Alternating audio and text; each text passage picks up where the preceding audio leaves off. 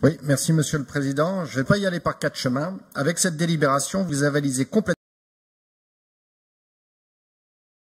et sans opposition aucune la politique économique de Bruno Le Maire et donc celle du gouvernement. Alors, je sais que vous êtes issu de la même famille politique, mais je suis quand même étonné que vous, Monsieur Wauquiez, président de Les Républicains, vous puissiez valider sans broncher ce dispositif gouvernemental pour le moins vague. Et si on peut critiquer le dispositif gouvernemental, que dire de la délibération que vous nous soumettez? Ce n'est ni fait ni à faire. J'espérais des précisions en commission et le moins qu'on puisse dire, c'est que j'en ai eu. Ça a même été un moment de franche rigolade et c'est le président de la commission, l'excellent monsieur Ducléry, qui a ouvert les hostilités. Il nous a en effet expliqué qu'en tant que maire et président de son interco, il avait été saisi le lundi pour le vendredi pour établir les fameuses fiches actions à partir de laquelle Bercy allait travailler. On sent tout le sérieux là du procédé. De même, convoqué à Bercy, il en est ressorti sans avoir bien compris pourquoi il avait perdu une journée auprès des services du ministère sans pilotage politique, alors même que les fiches actions devaient être instruites par les services de la région.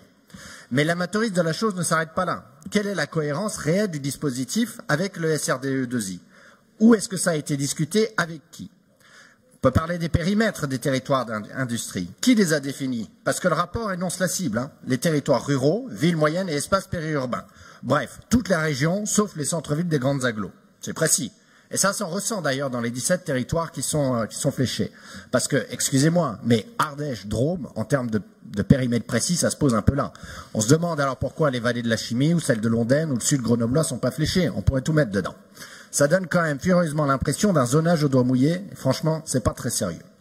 Du sérieux et de la précision, il n'en est pas question non plus sur les thématiques. Parce que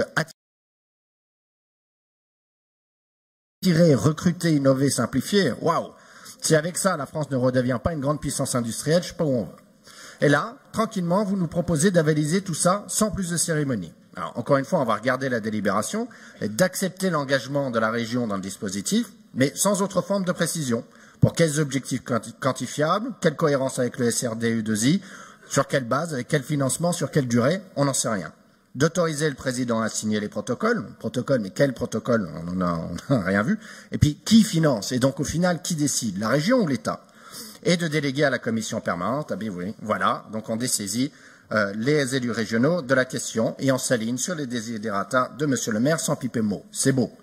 Alors, Monsieur le Président, soit vous êtes sérieux et vous renvoyez cette délibération à une future assemblée plénière où on aura des éléments tangibles et des retours des territoires, soit je vous recommande de changer le titre de la délib. Il faudrait donc la nommer Auvergne-Rhône-Alpes, première région industrielle de France, bon, après l'IDF qui est la vraie première région, se conforme docilement au désir de Bercy sans avoir son mot à dire.